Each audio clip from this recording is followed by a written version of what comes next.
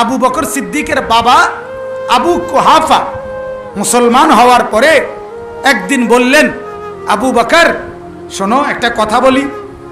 কহা বলেন আব্বা।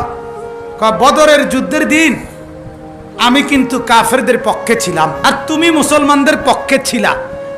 আমি তোমারে বারবার দেখছি, আমি তোমারে কয়েকবার দেখছি, কিন্তু আমি পুত্র হিসাবে তোমার দিকে আগাইয়া যাই নাই, আরেক দিকে যুদ্ধ করছি, যেহেতু তুমি আমার ফুত। আচ্ছা, এটা কে বলছে? বাপে বলছে। এবার ফুতের কথা কি? এ আবু বকর সিদ্দিক, হাদিস কিতাবে তারিখে স্পষ্ট আছে, হযরত আবু বকর সিদ্দিক বলছে, আল্লাহর কসম বাবা, খোদার কসম, বদরের যুদ্ধে আমি একবারও আপনাকে দেখি নাই, আপনি আমার সামনে পড়েন নাই।